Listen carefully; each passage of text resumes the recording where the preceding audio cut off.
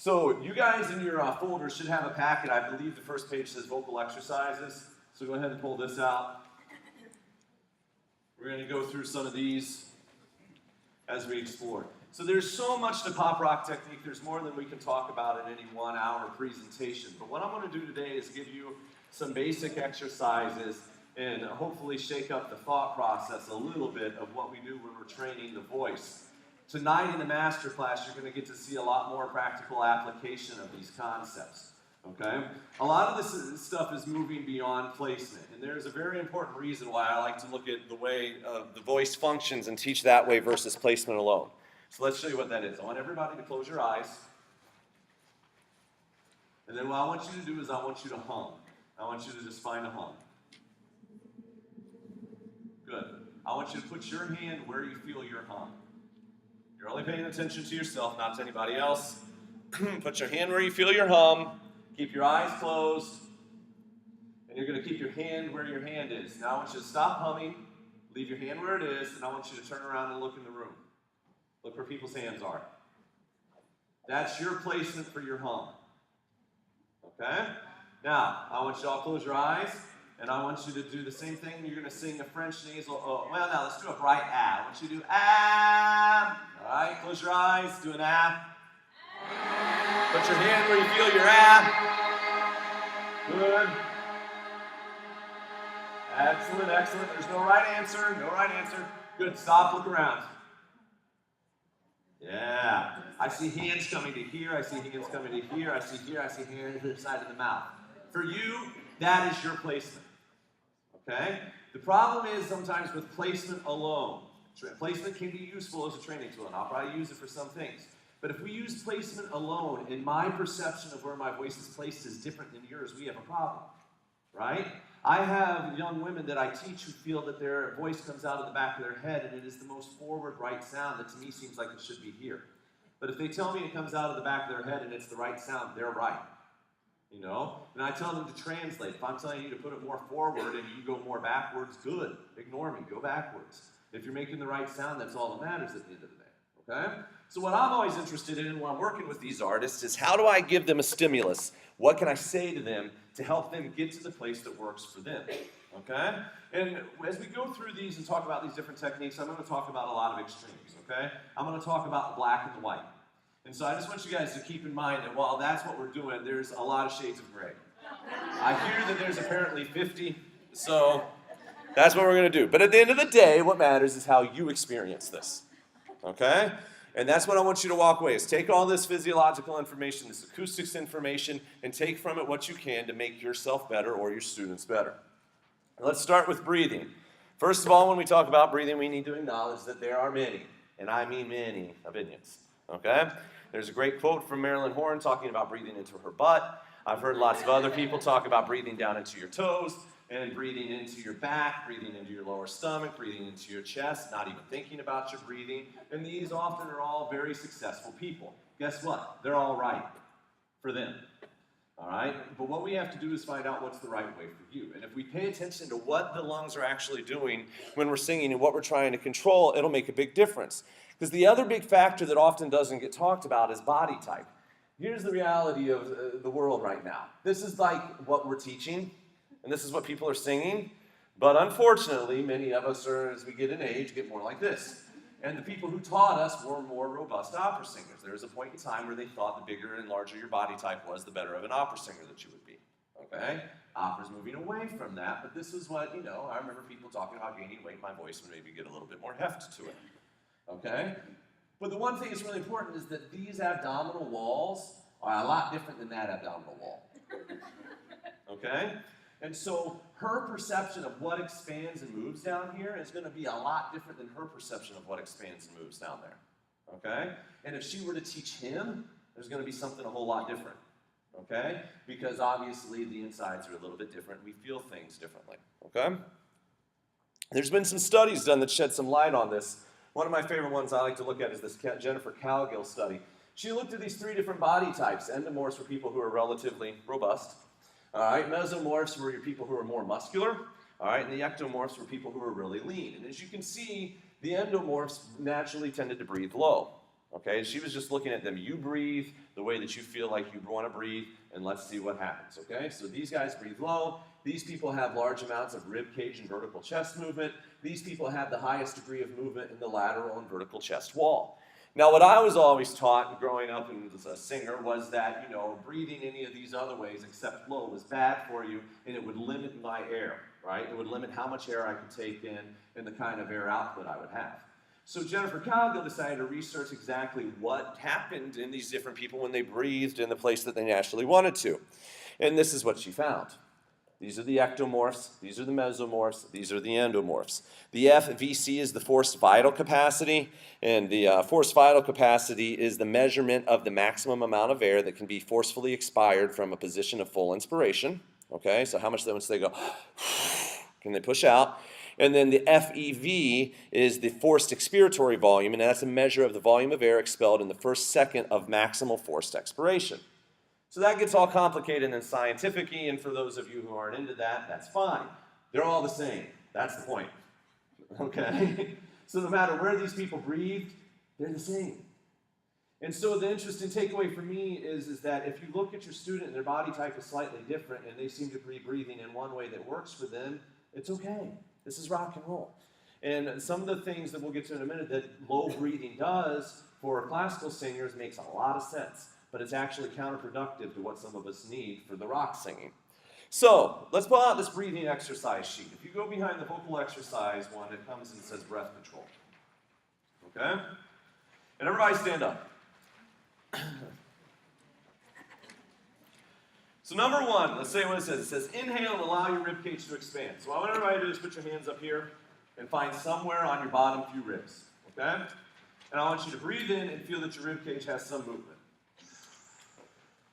Okay? Now some of you are going to feel that your belly expands at the same time, and that's fine. It probably means that you don't have a super firm abdominal wall and it feels comfortable to do that. Some of you are going to be relatively thin and your belly does not want to go out anywhere, and some of you may have, you know, a wall of abs and a wall of steel abs, and you try to lean against that and it's going to do absolutely nothing, so you're going to feel like your air goes up more and wide. Whichever one works is right for you. You just want to feel that these bottom ribs, though, should expand regardless of which way you breathe. And you kind of get a feeling that you can hold those ribs out and sustain that feeling of expansion, okay? Now what I want you to do is maintain an S on this. You're going to breathe in, and you're going to hiss, and you're going to try to maintain the feeling of those ribs staying up.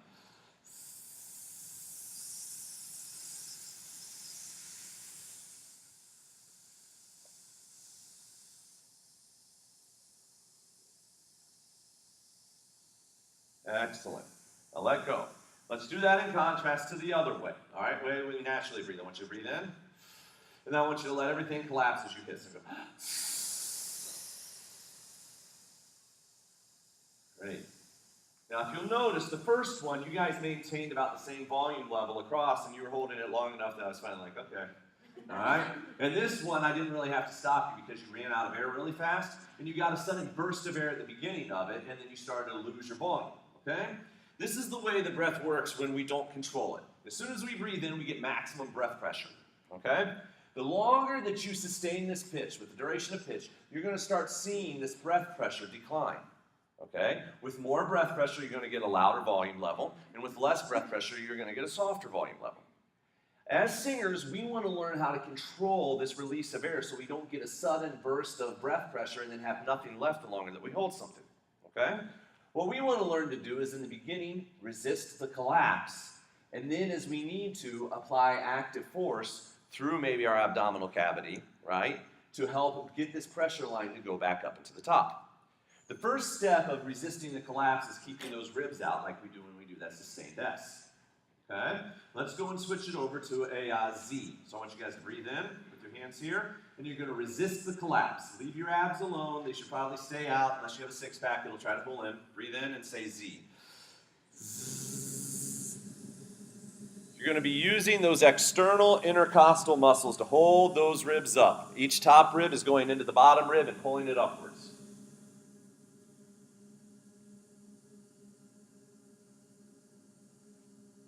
Good.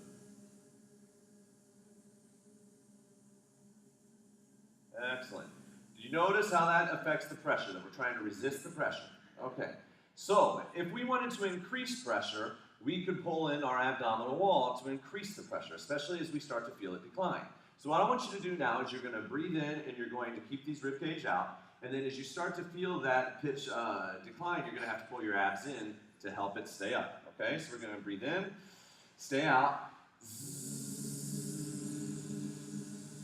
And as you feel you need to, you'll slightly pull in your abdominal wall to help push your diaphragm into your lungs and sustain the volume level of that Z.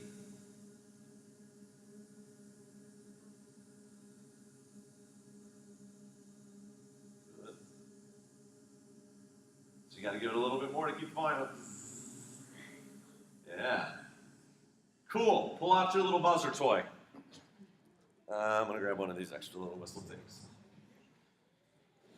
So this one kind of goes into line with the teachers as well in the room. I find these are great ways to kind of play around. And, you know, it's always more fun to play with a toy than just your mouth.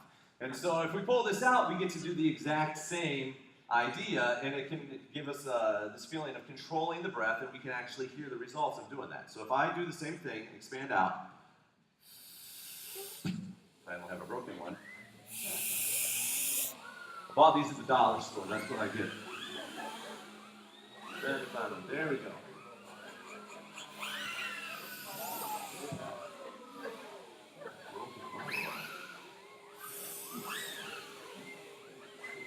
Final.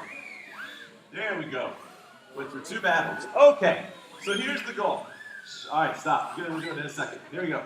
We're going to breathe out, find that expansion. And then I'm going to listen to the volume of my little buzzer thing here, and I'm going to have to control the airflow. When I'm doing a zzz, there's some pressure, right? I'm going to take away the pressure and just pay attention to controlling the airflow and controlling the volume level of this. If I get a lot of pressure against this, it's going to get really loud. All right? If I try to hold back my airflow so I don't have as much coming out, I can make this softer.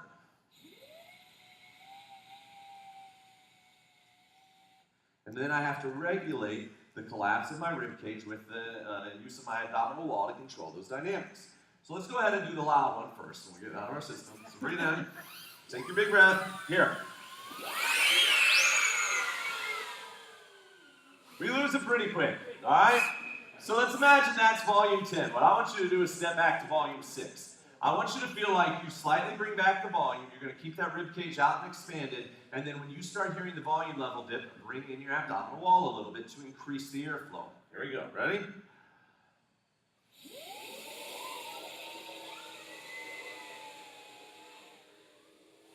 It ain't going to last long.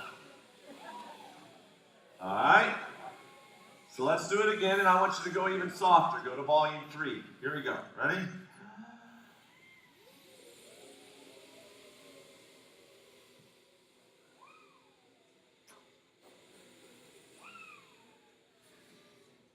Yeah. Do you guys notice that you have to kind of think a little bit differently to change the dynamics up? You notice that that's kind of, there's a difference between when you have a lot of pressure behind this thing versus when you have a lot of flow. Okay? We have a lot of pressure on the Z. The Z is kind of stopping the airflow. When we're singing and we're in a vocal fold position, such as chest voice, where there's a lot of resistance to the air, we are going to feel more pressure. Okay? We have to approach that slightly differently than in a position such as head voice, where we have less resistance to the airflow, and we're going to actually feel like a lot of air is flowing out, like this guy. Okay? Let's put those back to back. Breathe in. I want you to do the Z again. Zzz, and just sustain the volume level of it. Pay attention to what you feel and what you notice.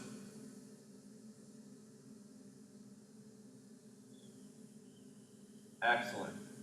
Excellent. Stop. Now I want you to do it through this guy. Pay attention to this. This is a very high flow rate.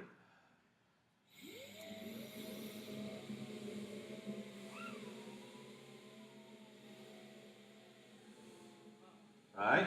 When you're doing a lot of flow, we really feel like we're exhaling. Okay? Does this make sense so far?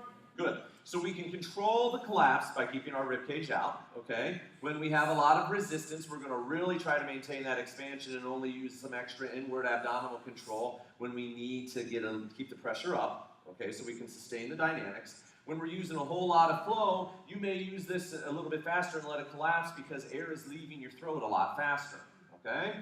Here's where this can really come into play, is when we're in that chest position, as I said, okay? Chest position is very, very similar with the thick vocal fold, the four-finger closure, to the holding your breath. So what I want everybody to do is breathe in and hold your breath and just pay attention to what you feel in your throat, okay? So breathe in, hold your breath. Excellent, all right? So you feel that there's some tension and pressure. Now let's look at these two different sides of this breath control of keeping expansion and pulling in and see what you feel differently. I want you to breathe in, hold your breath, and now I want you to feel like you're trying to get your rib cage and your belly to go out in different directions. So breathe this and do it. Feel it all goes out. Pay attention to what's in your throat. Good, now let go. Now I want you to breathe in, and I want you to then, as soon as you hold your breath, pull your abs in. Feel in your throat. Yeah, pressure. Do you notice that? Does everybody kind of get that? That when you pull your abs in while you're holding your breath, most people, there's some people that don't, but most people feel some additional pressure in here. When you are belting, you're closer into that held vocal fold position, like you're holding your breath, and if you amp up all this pressure underneath of it, you start creating additional pressure that you don't necessarily need.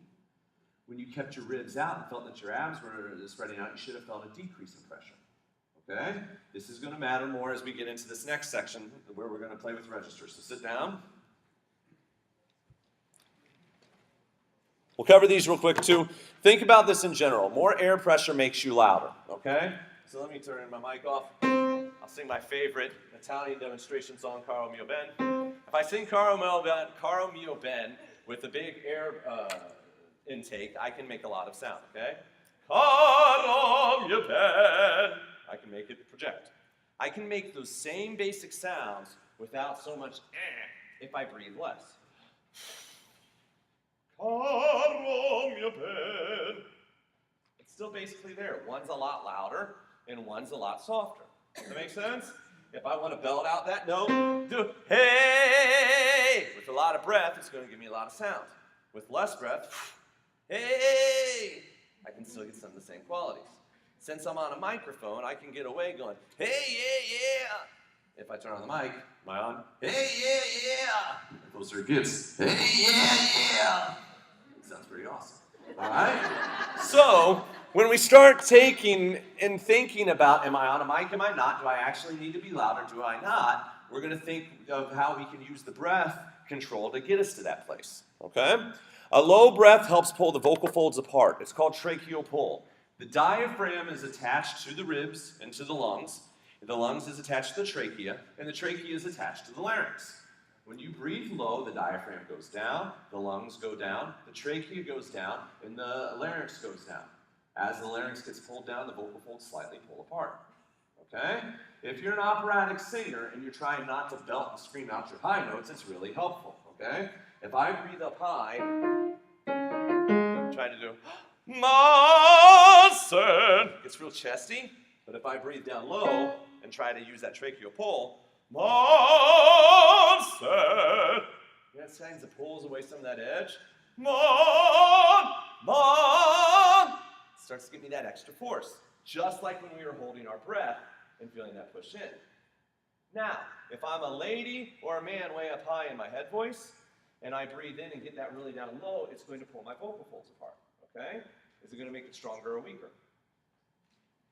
Weaker. Versus if I pull in. It helps. All right? I had a female soprano teacher who was fabulous, but when I was having problems screaming my high notes and I started trying to pull in, it always created problems. Because essentially when you breathe up a little higher, you push that guy in, you do the opposite of tracheal pull. It's almost like a tracheal push. You're using that air pressure, and Lee just mentioned this earlier, as that air pressure builds up, it can lean this guy up a little bit. All right, and so if I'm already having a problem with that jutting up, I don't want to help it jut up by pulling in my abs. I want to try to relax my abs and expand my lungs so that everything relaxes down. So when I'm thinking about laryngeal position, I want to think, is my breath helping my laryngeal position, or is it hurting my laryngeal position? Is my breath helping the way that my vocal folds close, or is it making it harder to close my vocal folds in the way I need to? Okay? So let's talk about the vocal folds themselves. We already kind of covered this morning, that we have the four-finger vibration versus the one-finger vibration. Basically, in four-finger vibration, the vocal folds look a lot more like a square. okay? The air comes up through them, and we did that earlier when we were doing this, right? On your head voice production, they're a lot more like a triangle, and they touch on the upper edge. The air comes up through here, and we get a lot more airflow, all right? So this is going to be a lot less airflow and a lot more sensation of pressure. It's going to feel more like you're holding your breath. This is going to feel more like you're exhaling and going, ah. Everybody do that. Go, ah. Lots of airflow. Now go, ah. Right, all right? There's a bunch of names for this, okay? There's the chest voice and head voice. Thick folds, thin folds, mode 1, mode 2. I don't really care what you call it, okay? I just want you to get some idea that sometimes my vocal folds are thick, sometimes they're thin.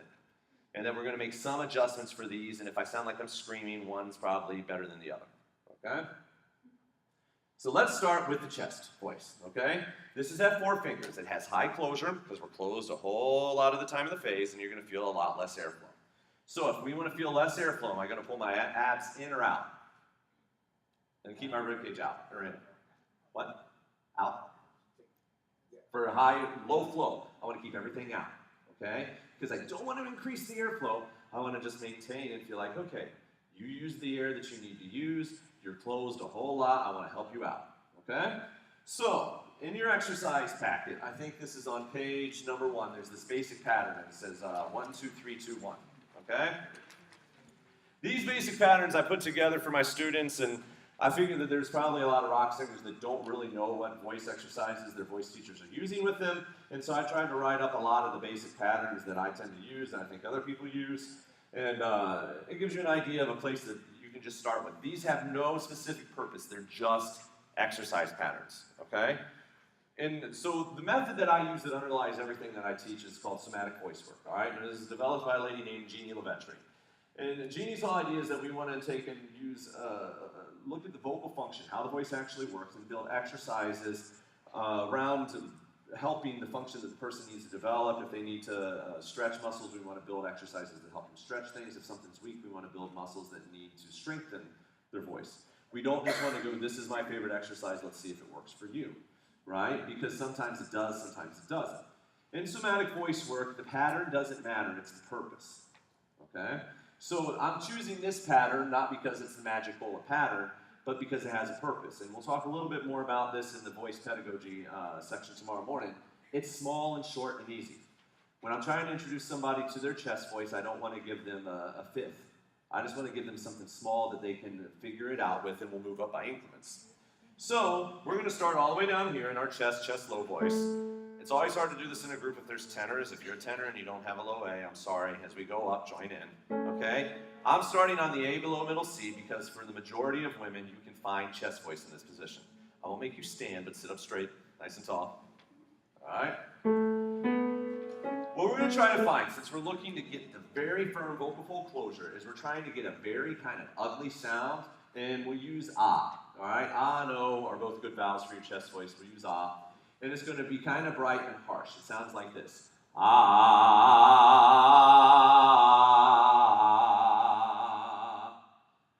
Because this exercise is about isolating the vocal folds and trying to strengthen the closure of the vocal folds, I don't care if it's pretty, okay? Just like a football player goes to the gym and bench presses and he doesn't care if he looks pretty bench pressing, he cares if he looks pretty on the field, okay? This is about getting your vocal folds strong enough so that when you get up on the stage, you sound awesome, okay? We're going to rarely sing with this strong of a vocal fold closure. But if we want to actually get this muscle to grow and strengthen and get better coordination, we need to really find what the extreme is. It's like the slide with black and white. This is the black, the head voice is the white, and then we're mainly going to sing in the 50 Shades of Grey, okay? So let's come down here and find that tone quality, okay? So breathe in, you have to keep everything kind of expanded out.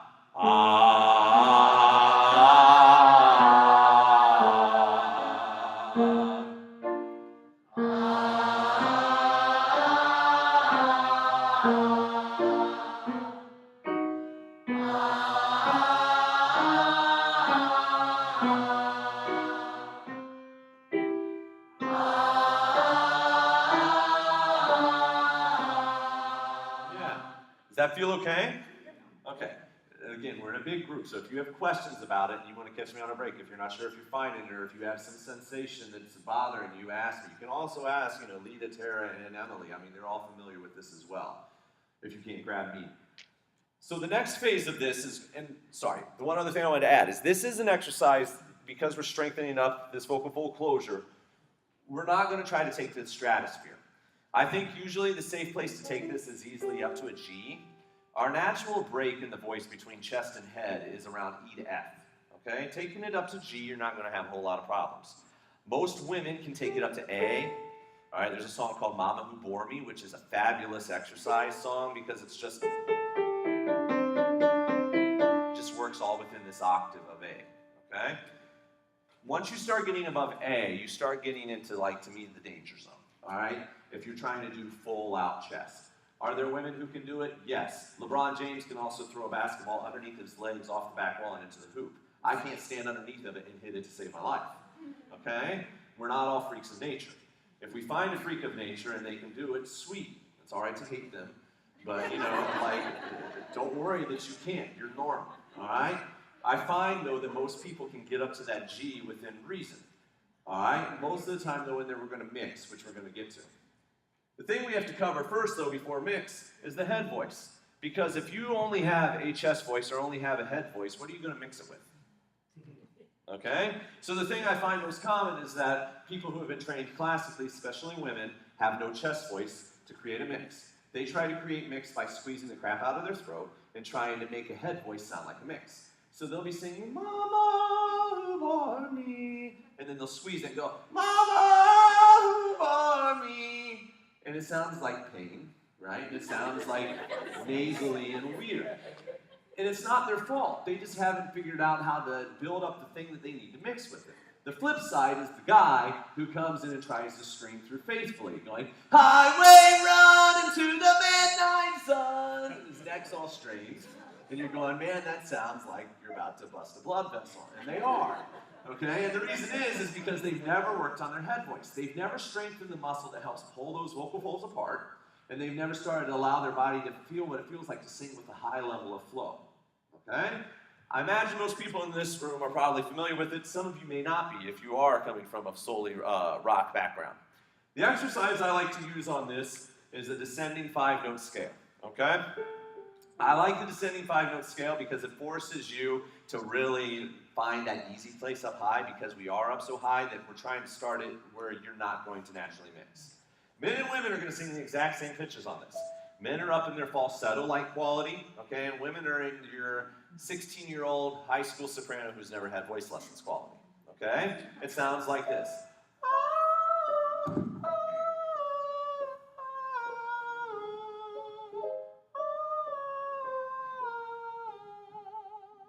It feels like I'm just exhaling a ton of air and I'm trying to minimize how much my vocal folds come together. Let's try it. Ready?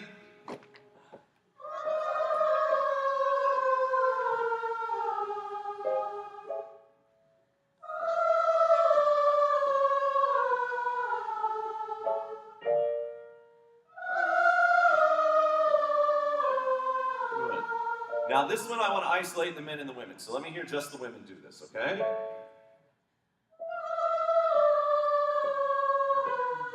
Good. So I hear some trained classical singers, and I want to hear some young, let's take it down a notch, let's go to 12-year-old singers, okay? 12-year-old girls have naturally weak voices that the vocal folds have not yet learned to abduct. Remember that we learned about those interarytenoid muscles? Okay. In young girls, those interarytenoid muscles are underdeveloped. And they often cannot come together to close in a way that allows them to resist the airflow. So if you have a young girl and you have her breathe in and then try to use a lot of inward abdominal contraction, that upward breath pressure can blow the arytenoids apart and you get a weak, leaky, airy sound. And those girls, if you want to get a stronger sound, if you take the breath pressure away, the vocal folds are often able to pull together in a duct, and then eventually you can build the air back up underneath them. All right, William Vennard talks about this in his book. What is this book? Function of the Singing Voice? Mechanics and Technique of the Singing Voice, 1967. He talks about this in there. Scott McCoy, if you guys know Dr. Scott McCoy, he's the head of voice pedagogy at Ohio State University. He was the one that taught me to use this in application. It really works. It works wonders, okay? When you're doing this, you can breathe in with a little bit more air and then feel like you release all of it. So you take a big breath. Don't pull your abs in, though, because if you're a trained singer, and you use inward abdominal contraction, it has a tendency to push the vocal folds together. All right, so it's two-sided. If you're untrained, it'll blow them apart. If you're trained, it'll push them together. Okay? So breathe in, keep everything out, and just feel like you let that air flow, and we're not trying to have any buzz to the sound.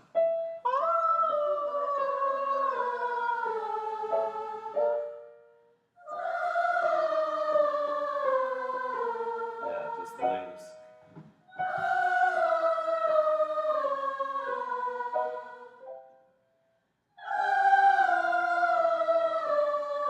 Good. So this is weak and airy, but it's helping us strengthen that cricothyroid muscle. It's helping us lengthen the muscle and lengthen the ligament, right? It's always good to stretch, okay? And it also has, in 90% of the times when people first start doing this, no constriction, all right? You're not making any tight throat feelings to do this. When we talk about releasing constriction, one of the things we want to do is introduce the throat to a feeling of freedom. And so head voice can often be a great way to introduce your body to a feeling of doing nothing. All right, which is really hard for a lot of us. Let's hear the men do this, all right? The men are going to have a slightly different quality than the women. But again, we're not trying to go for our rock falsetto, just a light, airy falsetto like we're imitating a 12-year-old girl. Oh, here we go. Yeah.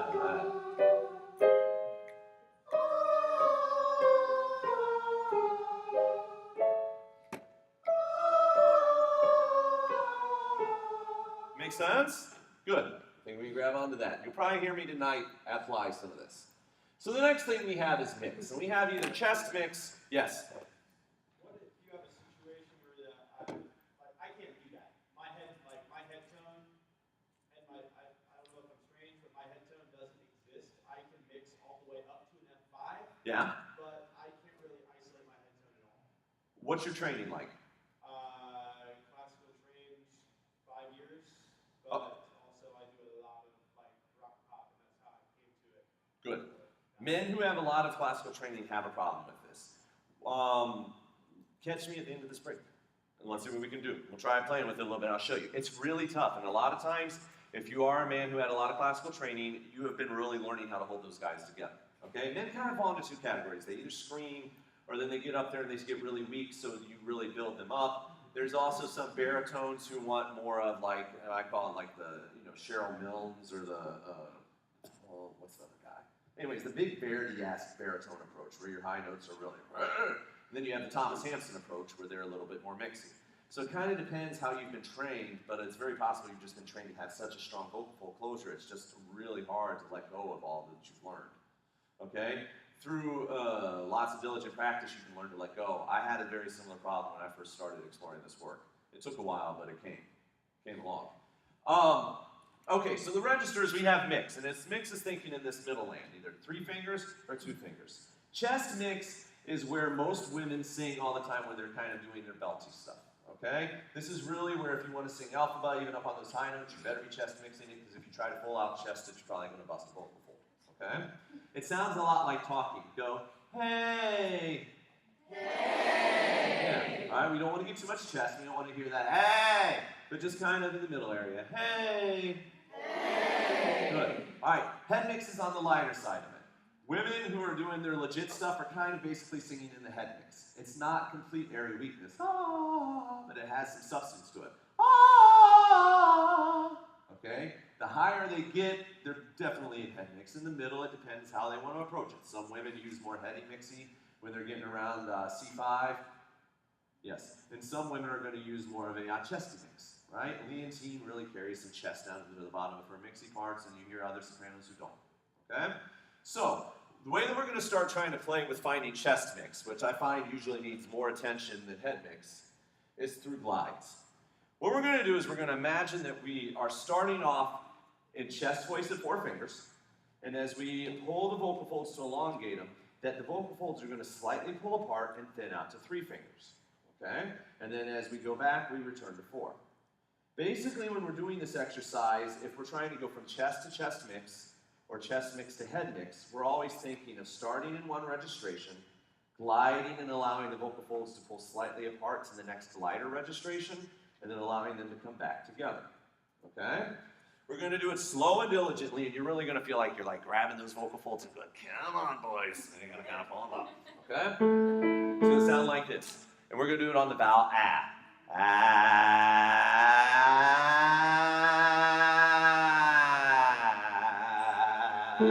So you guys do it.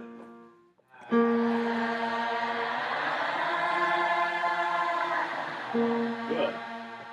The risk with women, not with men, because men are already really chesty. That's all they're doing at this point. The risk with women is to start trying to chest mix the bottom note. If you start chest mixing the bottom note, eventually you're going to get to the point where the chest mix is going to pull up one registration lighter to head mix. So we want to remain in a really strong chest voice until we get at least to that F or G. Remember I said in that F and G, we can really still carry our full chest up. We're only on a B flat. So all of you can safely full chest to B flat, but then drag up to chest mix on the F. Okay? So here we go. Full chest to chest mix. Here we go.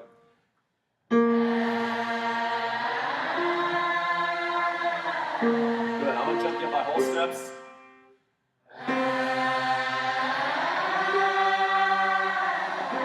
Yep. Still bottom chest.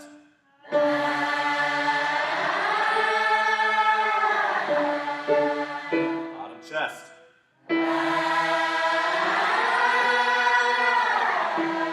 Alright, if it feels uncomfortable, stop. Here we go, full chest.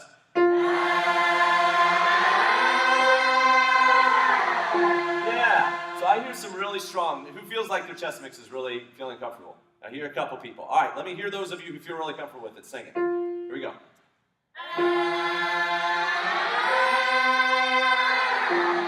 Yeah. Do you hear that it's got a nice, bright, talky quality to it? Right? I know Julie does this. Julie, do it.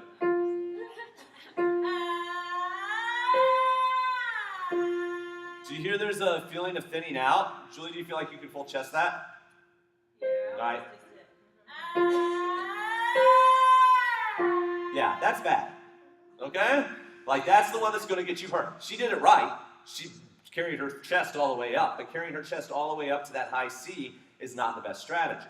All right? That's why we chest mix. So can you do the one that's, like, healthy and okay?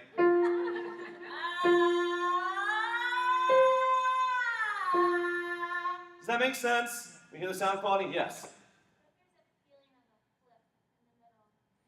It's if there's a feeling of the flip in the middle, but we outside don't hear that, it's okay.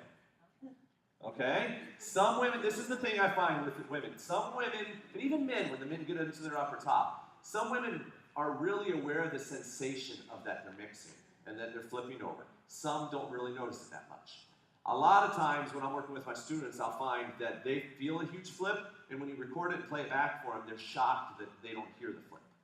So you have to really, and we'll play around with the mic stuff today. That's where a microphone can be really helpful, is that then you definitely hear only the outside sound instead of the inside. And it can be really helpful to record yourself when you're doing this. And without hearing you individually, it's kind of hard to say, but that's a very, very common experience. Because you're aware, you feel that, okay, these guys have just made this move. All right? So like Alita said earlier today, chest voice and belt voice are not the same. Like, belting does not mean just chest. What I think belting means is whatever people accept as belting. Who are listening to you, okay? I tell my girls this all the time. They're like, but I feel like that's really mixy. Okay, you ask everybody sitting in there, do you think that's a belt? Yes, okay, well, it's a belt. You know, I mean, the paying audience, if they like the tone quality of it, then take it. Why kill yourself? If they're going to pay you to mix belt all the time, then mix belt all the time. You know? Why worry about it? When my guys get up on some of those high notes in their rock stuff and they go, well, that's really mixy for me. Do you like the sound of it? Yes. Oh, what's the problem? You know, just because it doesn't feel like you're about to bust a vocal fold doesn't mean that it's wrong. Okay? But rock singers a lot of times feel like, man, this is powerful music. I need to feel like I'm about to hurt myself. Okay? It should just sound that way. It shouldn't feel that way. Okay? The vocal tract. Let's move on to this. And admittedly, we're flying through this. I have 15 minutes left. All right, the vocal tract we mentioned before is vocal folds to the opening of the mouth, okay? This is the space that we're learning to control. So let's start down here. The back space is the space behind the tongue. If that space is wide, open, or tall, we are going to get more mids or bass to the sound. So if I give you my raw vocal fold quality, ah, and I try to feel a feeling of expansion back here, ah, trying to make shifts in my jaw and tongue to help open up space in the back, and you hear that it shifts things. If I narrow that in a little bit, it'll get brighter. It's not the best, but it's what people sometimes resort to get bright sounds. Tongue height. The higher the tongue, the more treble. The lower the tongue, the more bass. So if I get a low ah, I get a warmer quality. I'm going to start to arch that tongue upwards into an NG position, and you'll hear it change.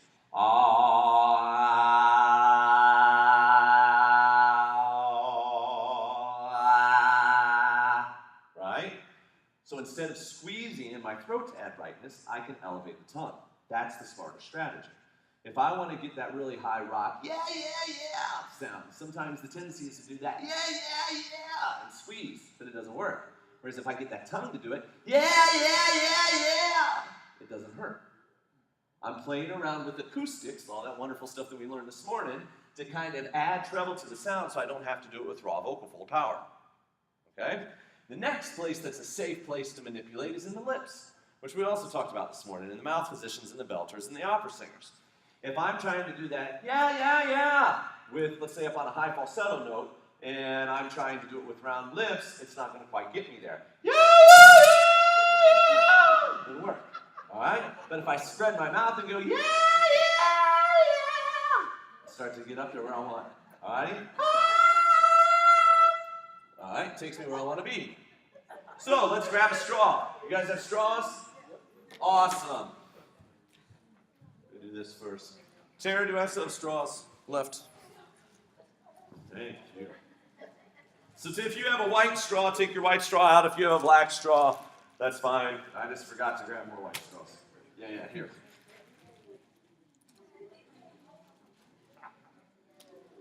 So what we're going to do, which can be done as part of your warm-up routine as well, is we're going to get your tongue to stretch a little bit. You're going to take the straw like this and put it on your tongue.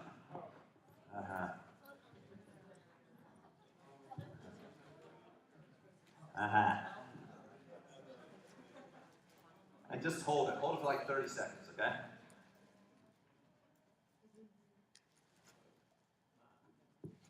Our physical therapy professor, Shandot, says you have to hold any stretch for at least 30 seconds in order to have the positive effect from it. I've seen written 15 to 30 seconds, so you might as well go for 30. Okay? You're going to stretch the tongue. What you're doing right now is trying to lengthen those muscle fibers in the back of the tongue that have been going all during lunch. Okay? They've been going back, back, back. They've been doing their job, and now you want to sing. You do not want them going back. Okay? Now, it's one thing to stick your tongue out over the straw and just sit there, but it's another thing to phonate. And I'm going to warn all of you, hold your straw. Because people who always think that they don't need to hold their straw, they really are the people who need to, and it ends up on the floor. Okay? Yeah, I hit. And we're going to start in your chest voice. I'm going to do this.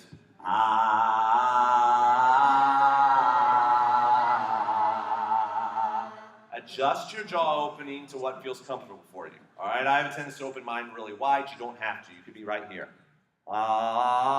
This is about your tongue more than it is your jaw. Here we go.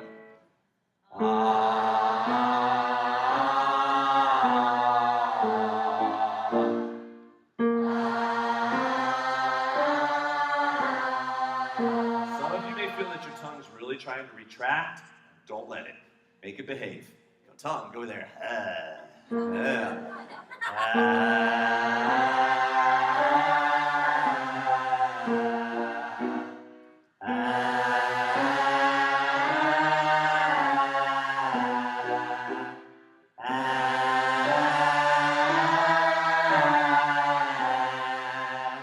you guys all notice that sound is bright and kind of brassy and obnoxious?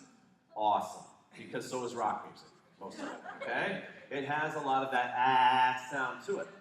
Remember the MRI videos we watched of the tongue between the diva and the opera singer, the diva and the MC, right? The diva's tongue was always retracted, and we got dark sounds. The MC's was always bouncing forward, and we got bright sounds. This is one of the first ways that you're going to start to train your tongue to do the MC thing and get out of the way. Okay? So I tell my students you should do this for like 3 to 5 minutes a day.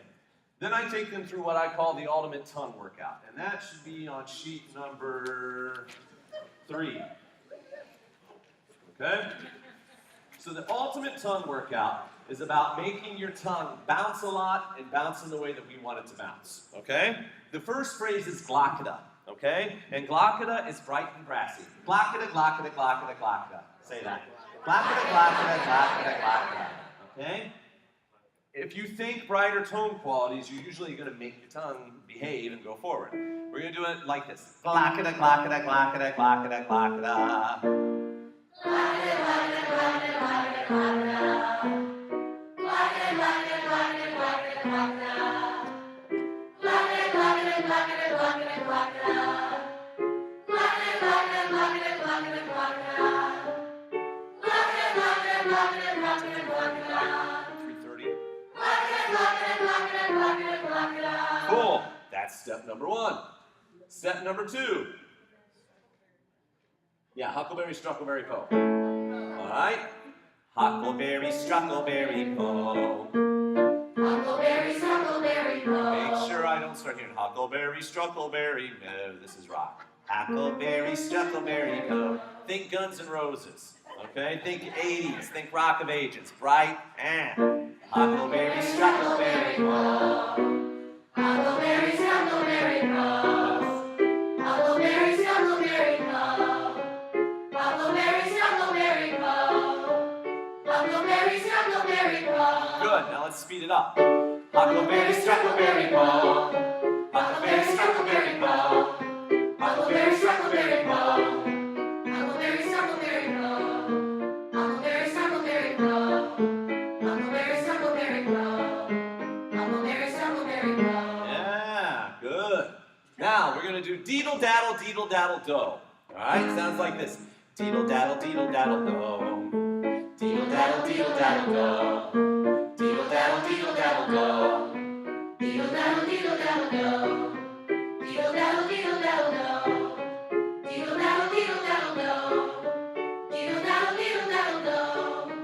Deedle daddle do. Deedle daddle do. Awesome. You can go through each one of these. Let's do one of the hard ones, because that's more fun. Kittle, cattle, co. The thing is we often want to make our really far back in the back. Kittle, cattle, co.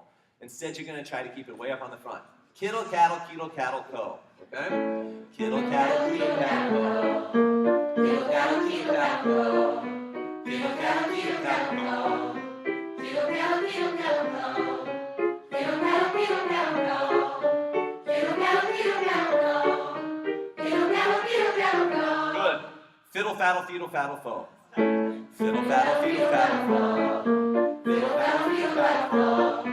Fiddle, faddle, feedle, faddle, fo. Small speed. Fiddle, faddle, feedle, faddle, fo. Expect it up. Fiddle, faddle, feedle, faddle, fo. Fiddle, faddle, feedle, faddle, fo. Fiddle, faddle, feedle, faddle, fo. Fiddle, faddle, feedle, faddle, fo. Good. Your tongue's starting to feel a little bit more loose? Aha, awesome. So look at this. This is a graph of the different tongue positions, okay?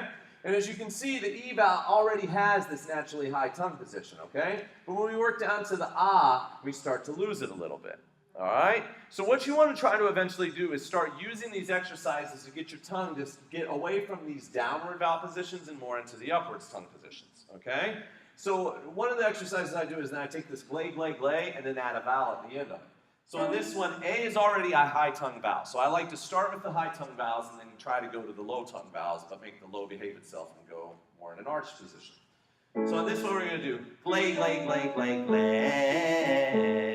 And I'm going towards my Adam Lambert tongue, which is that. Again, black and white exercise, we are really going for the extreme. The whole idea is that if I warm you up in the extreme, that then when we go to your songs, you will become hyper aware of when you're not doing that. All right, when I do these things and my students start singing and they get a little bit of tongue tension, they go, oh, and they stop themselves. Because they have made themselves so aware of the opposite direction where we want them to go towards, that then when they do the old thing, they start to go, oh, that was it. And it helps them zone in. All right, so if you do this for yourself, it'll help you zone in. So here we go, we're doing glay. Glay.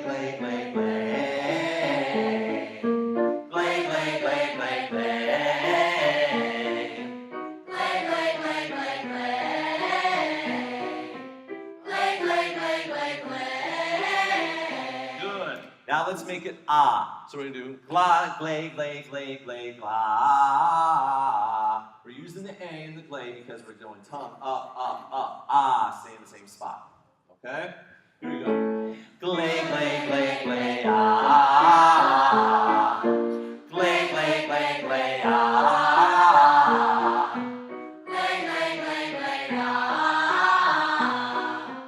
Glay, All right, I'm going to introduce one other idea, which is how to get rid of the constriction, so when you see it tonight, it's not as freaky. Then I want to show you one other cool rock sound, and then we got to take a break. All right? I say you can do this with your straw, but we can do it without. So here's what I want you to do. I want you to swallow. All right, you just engaged your constrictor muscles, okay? Now I want you to look up at the sky like this, and then I want you to swallow. You can't. All right? Or it's very difficult, okay? The reason is that we have just stretched those constrictor muscles to a point of stretch weakness, okay? Think about if you've ever went and tried to pick up something heavy, and you've tried picking it up with your arm already kind of poised to lift from here, you can probably pull it up or pull up a dumbbell. But if I drop that same dumbbell all the way down here and then try to pull it up, it gets really tough. It's because in this position, I've stretched the bicep to the point of a stretch weakness. It's too long to actually have its full power. In this position, we have stretched the constrictor muscles to a point of stretch weakness, where it's no longer easy for them to engage. If we can teach your throat to phonate without the constrictor muscles in this position, it gets a lot easier to teach them not to engage in this position, okay? Let's make a constricted sound. Say, ah. Good. Now I want you to take that constricted sound, make it, and then lift your neck up like this. Ah. Yeah. You guys feel it release? Yeah, lots of laughs. It gets it out of the way. This is an amazing place to start teaching your body to let go, right? We've been told forever not to let your chin go up, all right? Because it's not the best thing if that's the only solution you have. But why are you trying to let your chin go up? Because it feels better. You're trying to let go of some of that pressure and then squeeze, and your body's going, come on, let's go there. So why not just let your student go there, get everything out of the way, and then start to inch the thing back down? Because if we get those muscles to stop, we ain't got to worry about it anymore. Okay? So what you're going to do is slides again, looking up at the ceiling. You're going to stick your tongue out, and you're going to do ah.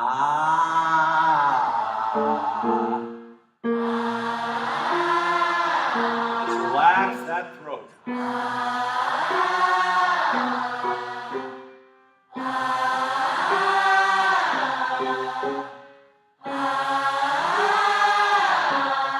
Good. Does that feel okay? Yeah? Good. Your larynx is raising up slightly in that position. If you are a singer who naturally has problems with a high larynx, this may not be the best exercise for you. There's a whole sheet that says constriction release, and if you work through that, it'll help release your constriction. Maybe we'll get through it in one of the master classes with somebody, okay? If you are a singer who has always taught yourself to sing with a low laryngeal position because you had a classical background, this is a beautiful position for you because it makes your larynx go up. And then you have to just start letting it go up. And then you get accustomed to it, so then when you level back down, you don't start talking back down here or singing back down here. All right? It's an excellent, we get operatic men who come into Shenandoah and they take our CCM Pedagogy Institute, and this is often a common issue. And it is so cool to hear what happens when they learn to let go and how their operatic voices explode, right? Once that larynx becomes flexible. If you look through most pedagogy texts, most people want a flexible larynx or a comfortably relaxed or comfortably low.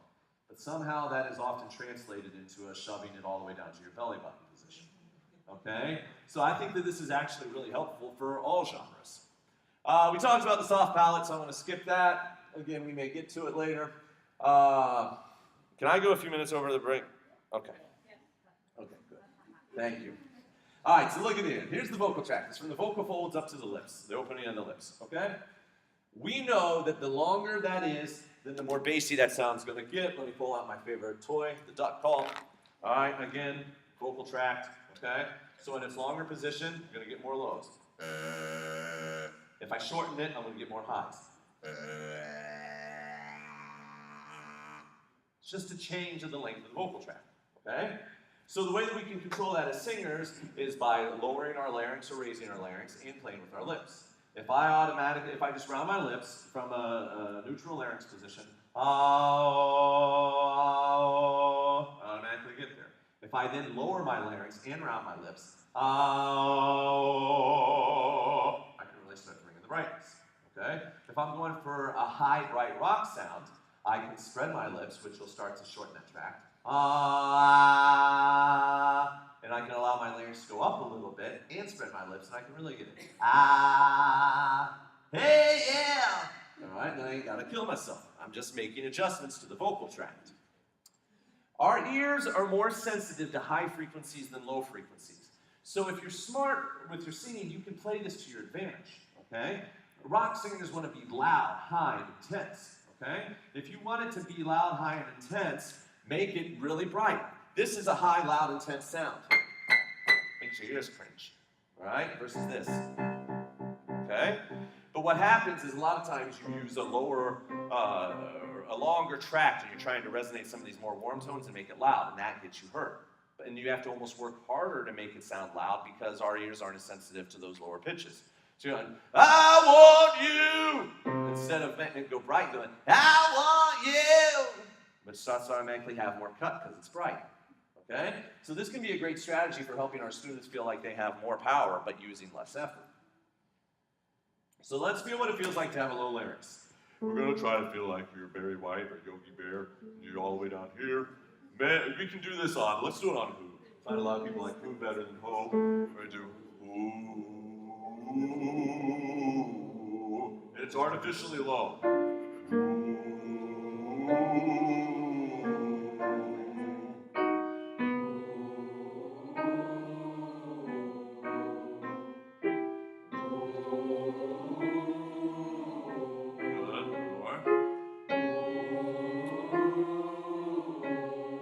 Make sense?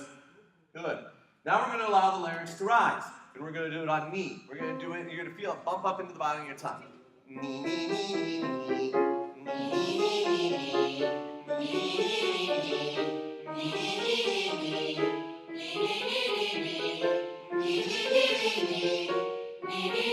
knee. Great. So those are the two extremes of your larynx. Really low and really high.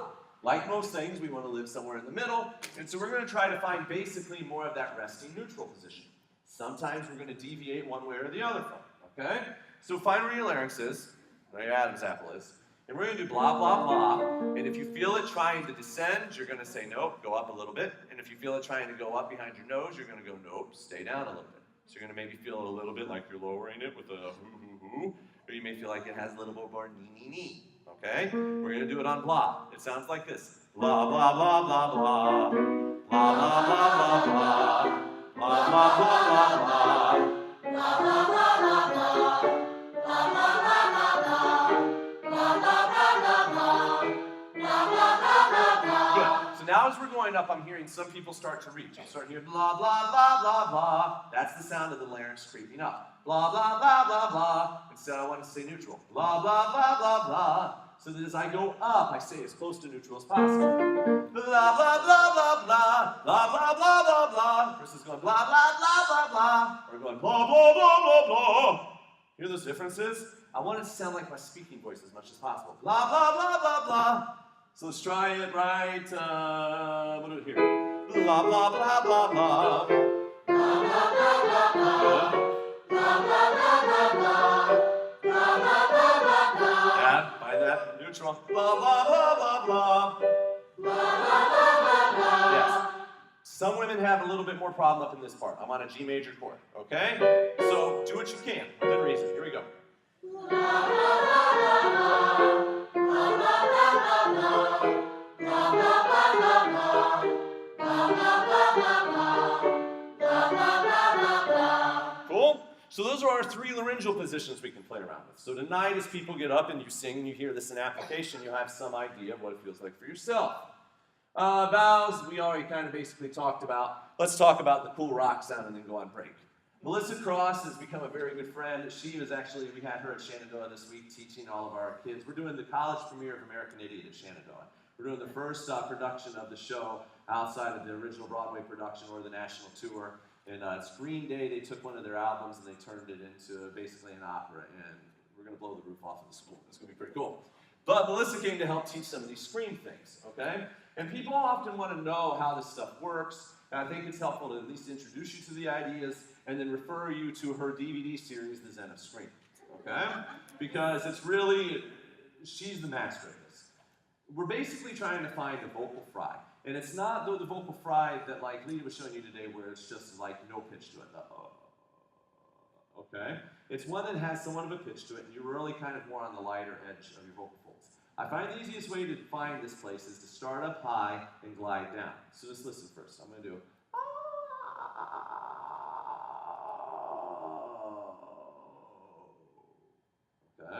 So start up really high, and you're just going to keep going down until you start to feel your vocal folds just flap in the wind, okay?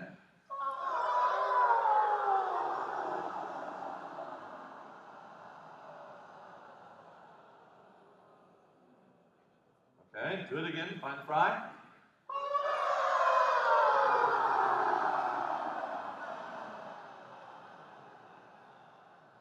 Good.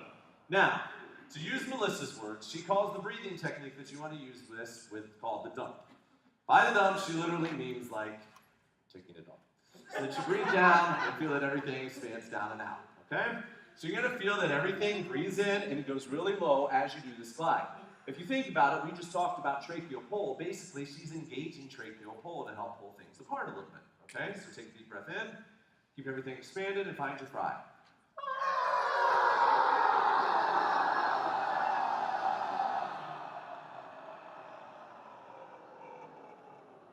Okay, once you find your fry, the secret is the way that you use pitches around it and how the microphone comes into play. Then I'm going to introduce this to you, let you guys play around with it, and if it comes up again, we can experiment. Can I make sure, is this mic on? All right, so I'm going to shut off my headset mic here. Let's see if I get it a little bit more, yeah, a little more treble. It sounds awfully bassy. Yeah, there you go. That better? Yeah. Okay. Let me get a monitor on too. So once you find, this is what that fry sounds like in real life. And what Melissa talks about is she calls it over the pencil. And if you had a pencil in front of your mouth, you don't want to feel like the fry is below the pencil, not but then it's going over the pencil. So try that over the pencil.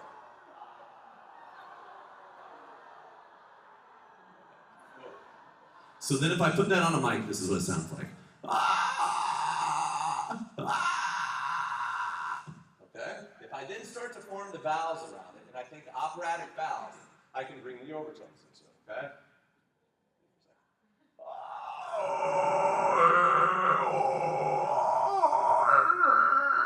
That's what you're talking about.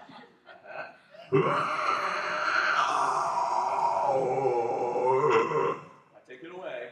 I'm literally going, it's not that much, is it?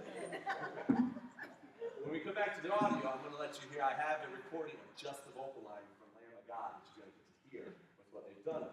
Like Melissa says, she says they go in there and there'll be they're singing the same vocal line over and over 4 times in a row. Okay? And they add a bunch of effects to it, and that's what makes it sound so big. Some of them literally have vocal damage, which helps. Okay? And they don't treat their vocal damage because if they did, it would screw everything up. Okay? You'll see some of them that cup the hands over top of the microphone like this, that'll add more bass. If I just go, wow! It's okay, but if I cup it, wow! It's better. If I have the sound guy turn up the volume a little bit, until we don't feedback, wow! Wow! Doesn't hurt, okay? Then you have to put really death metal lyrics to it. We start getting better. And then the only other final ingredient that I want you to walk away with great with is rock and roll face. Okay, and rock and roll face works for all rock technique, but basically me sitting here and going, I want you to die, is boring. Okay? But if I really get into it and look angry, I want you to die, it starts to be bad. Okay?